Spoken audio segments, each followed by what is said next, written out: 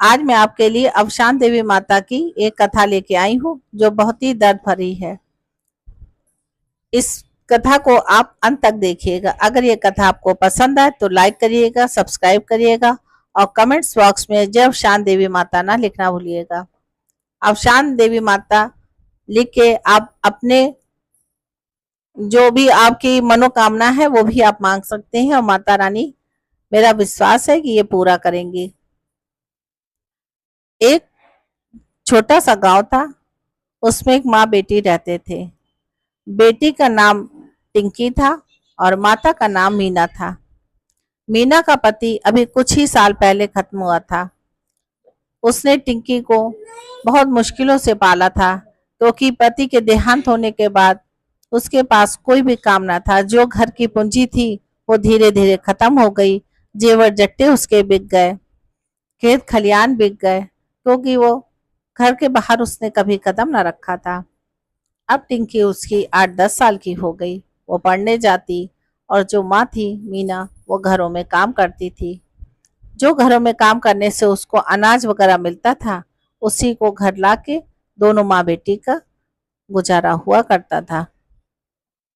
एक दिन टिंकी काफी बीमार हो गई तो वो मीना बड़ी परेशान हो गई।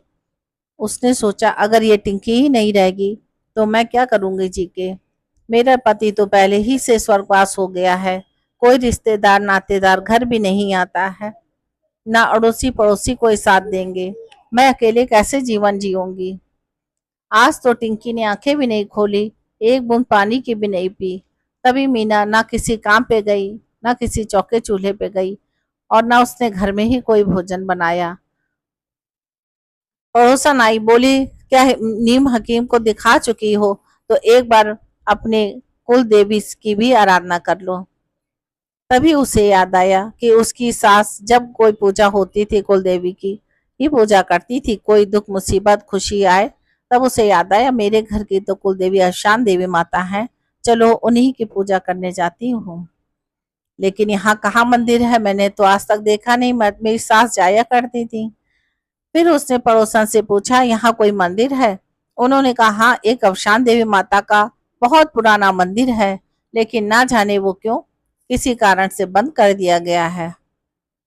मीना ने कहा अगर दिन में जाऊंगी तो ये लोग मुझे रोक लेंगे, क्यों ना मैं रात में ही जाके देखूं।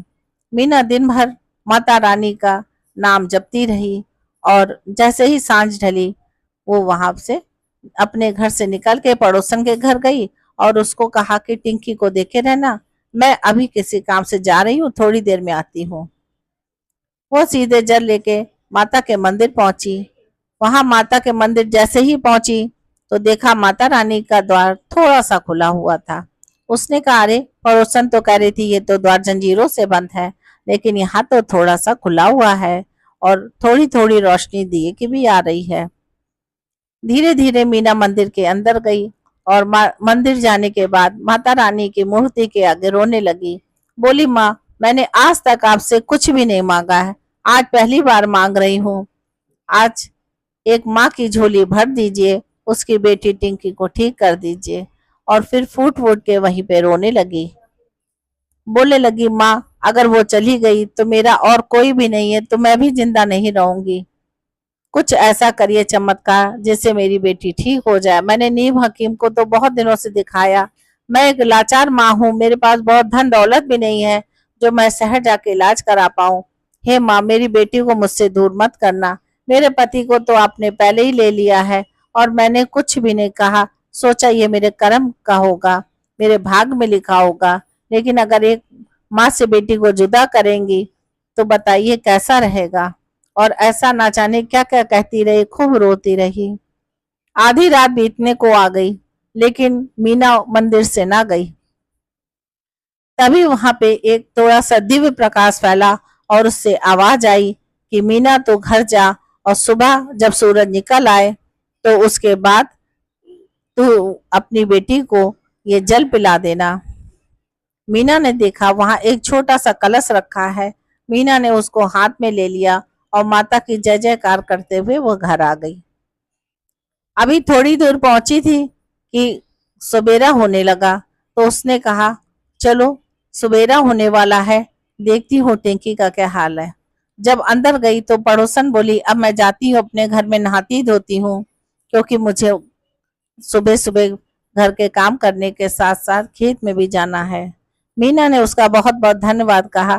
काकी, तुमने मेरा बहुत साथ दिया, माता रानी आप पे भी कृपा बनाए रखे। उसके बाद मीना घर में आई और जल्दी जल्दी से उसने स्नान किया और माता रानी के जाप को चालू रखा।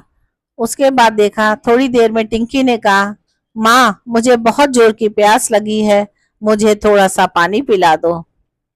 ये सुन के मीना की आंखों में आंसू आ गए। बोली, ये तो माता कहे चमत्कार हो गया।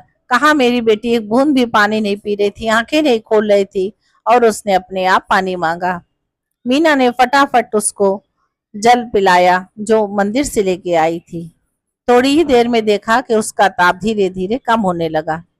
अब ये बुखार दोपहर तक बिल्कुल ठीक हो गया और जो टिंकी थी बोलने लगी, माँ मेरा बुखार ठीक हो गया, आओ मेरे पास बैठो, मुझे थोड़ी सी चाय बना के दे दो, मुझे बहुत कस के भूख भी लग रही है। ये सुन के मीना बहुत खुश हो गई और माँ का चमत्कार कह के कि बेटी टिंकी, ये कोई वैद्य हकीम ने नहीं तुम्हें किया, ये माता रानी का जल है जिससे तुम ठीक हुई हो। जब तुम ठीक हो जाना तो हम दोनों मंदिर चलेंगे और वहां पे प्रसाद चढ़ाएंगे, माता रानी की दुडैया कराएंगे, क्योंकि माता रानी की कृपा से ही, माता अश्वान देवी की कृपा से ही तुम आज ठीक हुई हो। टिंकी भी बहुत खुश थी कि आज वो ठीक हो गई है, क्योंकि जब बीमार पड़ी थी तो माँ से कहती थी, माँ मैं ऊपर नहीं जाना चाहती हूँ, क्योंकि अगर मुझे कुछ हो गया तो तुम अकेली कैसे रहोगी, कैसे ध्यान रखोगी। आज टिंकी बिल्कुल ठीक हो गई थी। मीना की खुशी का ठिकाना नहीं था। मीना ने कहा कि टिंकी, अच्छा मैं आज काम पे जाती हूँ, अब तेरा तो जर थोड़ा सा कम हो गया। टिंकी बोली, ठीक है, बगल वाली काकी को बुला देना, वो मेरा ध्यान रखेंगी। मीना बगल वाली काकी को बुला के काम पे गई। जब काम पे गई तो उन्हें पता चला कि अचानक कुएं का पानी खत्म हो गया सबके घरों से, खेत खलियान सूख गए हैं, न जाने ऐसा कौन सा प्रकोप आ गया है। सब लोग बोले, ये किसी देवी माता का चमत्कार हुआ है, जो हम लोगों हम लोगों जो देखा है कि भैया टिंकी तो इतनी बीमार थी और एकदम ठीक हो गई है, और यहाँ पे खेत खलियान एकदम सूख गए हैं, कुओं का पानी भी कम हो गया है, ऐसा कैसे हो गया। लगता है हम सबसे, गांव वालों से माता रानी रुष्ट हो गई हैं।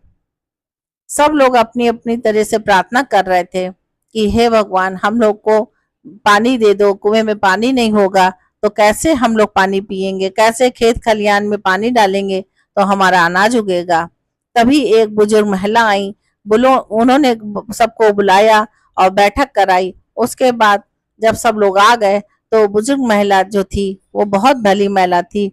उसने कहा, ये सब इसलिए हो रहा है क्योंकि हम लोगों ने ध्यान नहीं दिया कि इतने सालों से ये मंदिर बंद पड़ा है, इसी के कारण माता लगता रुष्ट हो गई है और हम लोगों को इतना घोर कष्ट दे रही हैं कि हम लोगों के खेत खलियान सूख गए और कुएं का पानी कम हो गया है। सभी ने एक साथ कहा, हाँ ये बात तो मुझे भी सच लग रही है, चलो चलते हैं माता रानी के मंदिर में और वहां पे उनकी पुकार लगाते हैं, शायद कुछ हो। सब लोगों ने जब वहां मंदिर गए तो देखा मंदिर का द्वार जंजीरों से बंधा हुआ था। सब लोग बहुत माता रानी के जयकारे लगा रहे थे, विनती कर रहे थे, लेकिन माता रानी का दरवाजा नहीं खुल रहा था।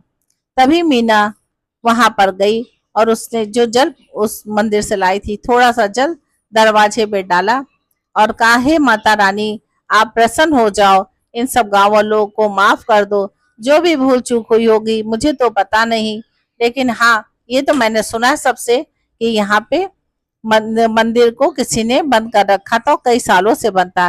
हे माता रानी, जैसे आपने एक माँ की पुकार सुन के एक बच्ची के लिए जल दे दिया था, आए, तो उसी तरह से आप इस दरवाजा को खोल दो। ये दरवाजा तो लकड़ी का है और जंजीरों से बंधा है, पर माँ आपका दिल का दरवाजा तो बहुत बहुत नर्म है और सबके लिए खुला है, सबके लिए प्यार है, सबके लिए आशीर्वाद है। उसी दरवाजे को हम खुलवाने आए हैं। हे माता रानी, अपने दिल के दरवाजे खोल दो और आशीर्वाद दो कि यहाँ पे गांव वालों को सबको जल मिल जाए और सब लोगों के घर में खुशियां आ जाए, सबके कुओं में पानी वापस आ जाए। तभी एक मंदिर से आवाज आई, टना टन टना टन टन टन टन टन करके आवाज। तो सब लोग गांव वाले बोले, अरे लगता है मंदिर में कोई है। तभी मीना बोली, मंदिर में कोई और नहीं, मंदिर में माता जी हैं। माता जी हम पे लगता प्रसन्न हुई हैं। हम सबको गांव वालों को आज ये शपथ लेनी होगी कि कभी हम लोग माँ का दरवाजा नहीं बंद करेंगे और ना ये घोर पाप करेंगे। बुजुर्ग महिला सबसे आगे आई, बोली, मैं लेती हूँ शपथ। हम लोग रोज मंदिर में आके भजन कीर्तन करेंगे और हर बृहस्पतिवार को सुहागनों को बुला के यहाँ दुरैया करवाएंगे। लाई चना गुड़ से हम लोग माता रानी का पूजन करेंगे। फिर उसके बाद मीना गई और दरवाजे के सामने माता रानी का जयकारा लगाया और चरण उन माथे पे लगा लिया। उसने दरवाजे को बार बार छू के स्पर्श किया, हे माता रानी अपना द्वार खोल दो, हे माता रानी हमको क्षमा कर दो। मंदिर से अभी भी घंटियों की आवाज टन टन टन टन टन टन टन टन करने की आ रही थी और फिर एक बहुत जोरदार धमाके के साथ दरवाजा खुला और जैसे ही दरवाजा खुला देखा सबने कि बहुत दिव्य प्रकाश मंदिर में छाया हुआ है। इतना ज्यादा प्रकाश कि ना जाने 1000 बल्ब जलाने पे भी ना रोशनी हो।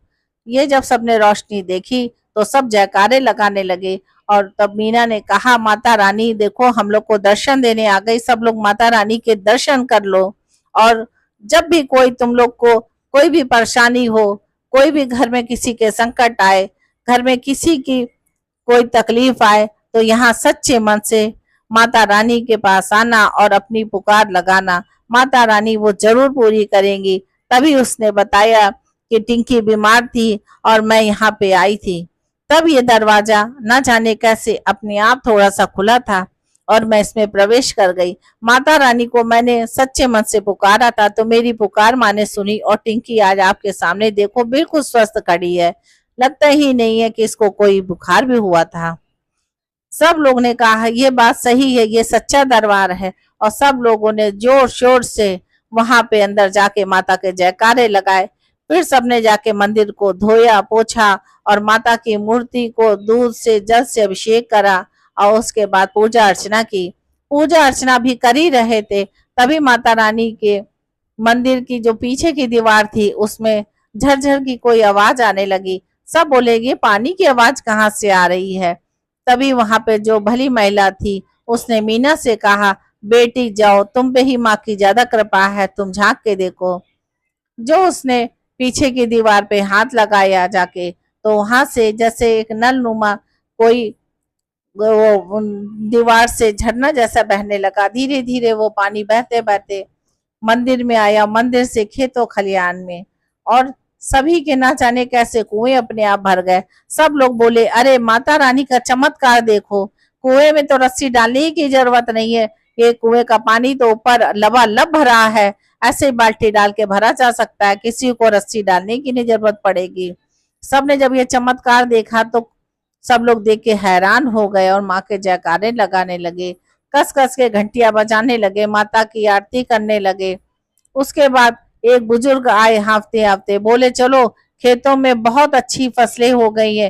कहाँ हमारे खेत सूख गए थे, माता रानी के पट खुलते ही खेतों में देखो हरियाली छा गई है और ये क्या तालाब पोखर सब पानी से लबालब भर गए हैं। सब ने माता रानी से क्षमा मांगी कि जिसने भी दरवाजे बंद किए हो माँ उसको माफ कर देना और ऐसे ही अपनी कृपा सदा बनाए रखना। कहते माता रानी ने जैसे उन सब का भला किया ऐसे आप सबका भी भला करें। बोलिए अश्वान देवी माता रानी की जय। आपको ये कथा कैसी लगी कमेंट्स बॉक्स में जरूर बताइएगा और बहनों ये कथा आप किस शहर से सुन रहे ये भी बताइएगा और आप कैसी कथा सुनना चाहते हैं ये जरूर बताइएगा। कौन सी कथा आपको अच्छी लगती है। जय अश्वान देवी माता की।